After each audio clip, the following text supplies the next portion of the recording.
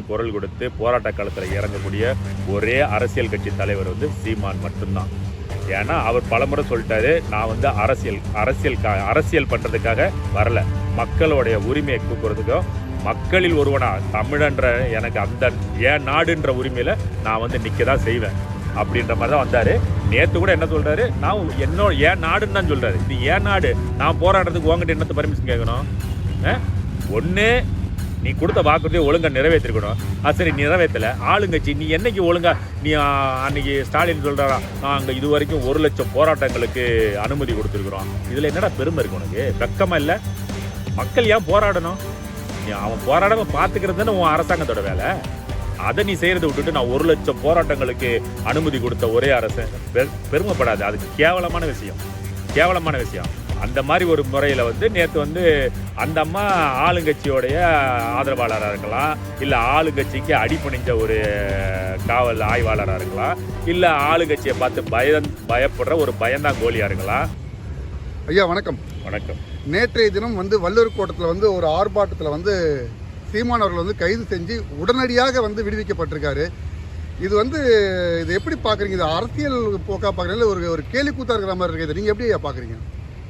இல்லை, ஃபஸ்ட்டு அவர் கைது பண்ணதை பற்றி நம்ம பார்க்குறோமோ இல்லையோ, தேர்தலுக்கு தேர்தல் வந்து இது மாதிரி போராட்டங்கள் நடக்கிறது அதாவது இந்த போராடுறவங்க வந்து இந்த தேர்தல் நேரத்தை வந்து குறி வச்சு, அதாவது இந்த நேரத்தில் போய் ஆட்சியாளர்களுக்கு நெருக்கடி கொடுத்தா தங்களுடைய தேவையை பூர்த்தி செஞ்சுக்கலான்ற ஒரு நோக்கத்தில் பல போராட்டங்கள் நடக்கும். அது வந்து ஒரு சாதாரணமாக நடந்தால் கூட, ஆனால் நீங்கள் இந்த திமுகவோட இந்த கடந்த 5 ஆண்டு ஆட்சி முறையில் பார்த்தீங்கன்னா அவன் கொடுத்த வாக்குறுதி எதையுமே நிறைவேற்றலை.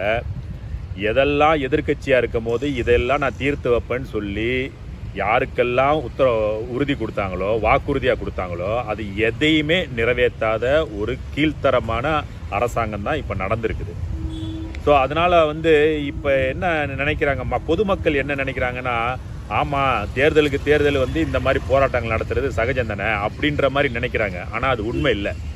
இங்கே நடந்துகிட்டு இருக்கிறது என்னன்னு பார்த்தீங்கன்னா, இவங்க எதிர்கட்சியாக, அதாவது அதிமுக ஆளுங்கட்சியாக இருந்து திமுக எதிர்கட்சியாக இருக்கும் போது யாருக்கெல்லாம் நாங்கள் ஆட்சிக்கு வந்தால் செவிலியர்களுக்கு உங்களுக்கு வேலையை கொடுப்போம், வேலை மறுக்கப்பட்ட செவிலியர்களுக்கு வேலை வாய்ப்பு கொடுப்போம், அதே மாதிரி இடைநிலை ஆசிரியர்களுக்கு வேலையை கொடுப்போம், அரசு வேலையை உறுதி செய்வோம், அதே மாதிரி துப்புரவு பணியாளர்களுக்கு அரசு வேலையை உறுதி செய்வோம், அப்புறம் வந்து மருத்துவர்களுக்கு வேலை உறுதி செய்வோம், அதுக்கப்புறம் வந்து டிஆர்பி எக்ஸாம் எழுதிட்டு அதில் ரொம்ப காலமாக காத்திருப்பு பட்டியலில் இருக்கிறவங்களுக்கு வேலைவாய்ப்பை உறுதி செய்வோம்.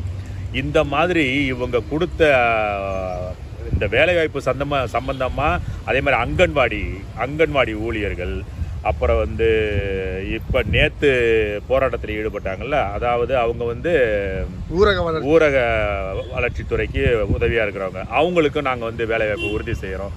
இப்படி எப்படின்னா, அதாவது ஒருத்தன் வாடி போயிருக்கும் போது ஒன்றும் இல்லைப்பா நான் பார்த்துக்கிறேன்னு சொல்லி கை கொடுத்து தூக்குனா அவனுக்கு ஒரு மன உறுதி வரும்ல, அந்த உறுதியை எந்த அளவுக்கு கீழ்த்தரமாக இவனுங்க வந்து தேர்தல் வாக்குறுதிக்கு பயன்படுத்திக்கிட்டானுங்கன்றது தான் இது மூலமாக வெட்ட வெளிச்சமாக்கப்படுது.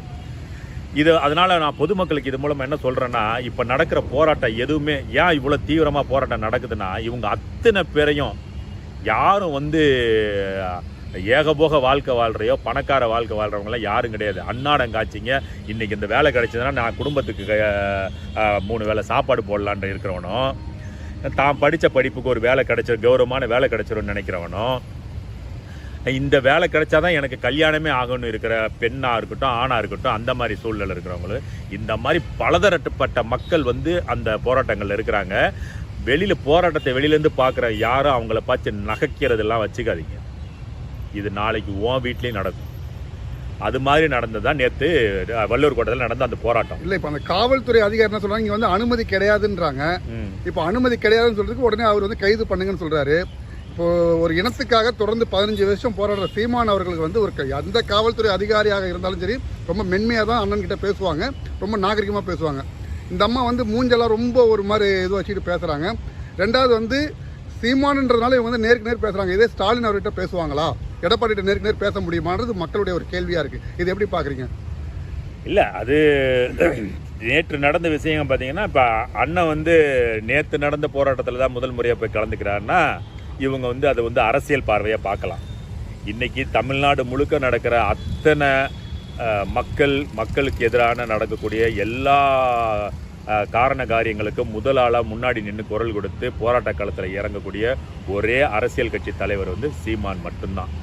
ஏன்னா அவர் பலமுறை சொல்லிட்டாரு, நான் வந்து அரசியல் பண்ணுறதுக்காக வரல, மக்களுடைய உரிமையை கூக்குறதுக்கும் மக்களில் ஒருவனா தமிழன்ற எனக்கு அந்த ஏன் நாடுன்ற உரிமையில் நான் வந்து நிற்க தான் செய்வேன் அப்படின்ற மாதிரி தான் வந்தார். நேற்று கூட என்ன சொல்கிறாரு, நான் ஏன் நாடுன்னு தான் சொல்கிறாரு. இது ஏன் நாடு, நான் போராடுறதுக்கு உங்ககிட்ட என்னத்தை பர்மிஷன் கேட்கணும்? ஒன்று நீ கொடுத்த வாக்குறுதியை ஒழுங்காக நிறைவேற்றிருக்கணும். சரி, நிறைவேற்றலை, ஆளுங்கட்சி நீ என்னைக்கு ஒழுங்காக நீ அன்னைக்கு ஸ்டாலின் சொல்கிறாரா, நாங்கள் இது வரைக்கும் 1 லட்சம் போராட்டங்களுக்கு அனுமதி கொடுத்துருக்குறோம். இதில் என்னடா பெருமை இருக்கு உனக்கு? வெக்கமாக இல்லை? மக்கள் ஏன் போராடணும்? நீ அவன் போராடாமல் பார்த்துக்கிறது தானே உன் அரசாங்கத்தோட வேலை. அதை நீ செய்கிறத விட்டுட்டு நான் 1 லட்சம் போராட்டங்களுக்கு அனுமதி கொடுத்த ஒரே அரசு பெருமைப்படாது. அது கேவலமான விஷயம். அந்த மாதிரி ஒரு முறையில் வந்து நேற்று வந்து அந்த அம்மா ஆளுங்கட்சியோடைய ஆதரவாளராக இருக்கலாம், இல்லை ஆளுங்கட்சிக்கு அடிபணிஞ்ச ஒரு காவல் ஆய்வாளராக இருக்கலாம், இல்லை ஆளுங்கட்சியை பார்த்து பயப்படுற ஒரு பயந்தாங்கோலியாக இருக்கலாம், இல்லை சட்டத்தை ஒழுங்காக நடைமுறைப்படுத்த தெரியாத ஒரு ஆய்வாளராக இருக்கலாம். இதில் ஏதாவது ஒன்றா தான் இருக்க முடியும். இதை தவிர்த்து அவங்க வேற வேறுபாடு காட்டுறதுக்கு வழியே இல்லை. சரி, இப்போ அவரை கைது பண்ணி கொண்டு போயிட்டாங்க. கொண்டு போய் ஒரு 10 நிமிஷம் திருப்பி கொண்டு அதே இடத்துல விடுறதுக்கான காரணம் அதுதான். அது வந்து முந்திரி கொட்டத்தனன்னு சொல்லுவாங்கல்ல. முந்திரி கொட்டத்தனன்றது அதாவது தான் யாருன்னு காட்டுறான் பார்க்குறியா, நீ யாருன்னு நீ காட்டவே முடியாது. நீ ஒரு அரசியல்வாதியோட அடிமை. நீ தனிப்பட்ட முறையில் செயல்படுறதுக்கு உனக்கு என்ன அதிகாரம் இருக்குது சொல்லு? உன்னால் உன் அதிகாரத்தை செயல்படுத்த முடியுமா? மேலே இருக்கிறவன் என்ன சொல்கிறான் அதுக்கு கூளை கும்பிடு போடுறது தான் இவங்களுடைய வேலையை. அப்படி இருக்கும்போது ஏதோ தன்னோட அதிகாரத்தை காட்டலான்ற ஒரு தெனாவட்டோட ஒரு நினப்பில் தான் அப்போ உங்களை நாங்கள் கைது பண்ணுவோம், சரி பண்ணுங்கன்னு சொல்லிட்டு அவர் போய் ஏறிட்டார். ஏறின அடுத்த செகண்ட் எங்கெங்கே ஃபோன் போச்சு, என்னென்ன போச்சு, அடி சும்மா இருந்தவனை ஏன்டா நீங்கள் ஊதி விட்டு அவனை பெரிய ஆளாக்குறீங்கன்னு சொல்லி அவன் ஃபோன் அடிச்சிருப்பான்.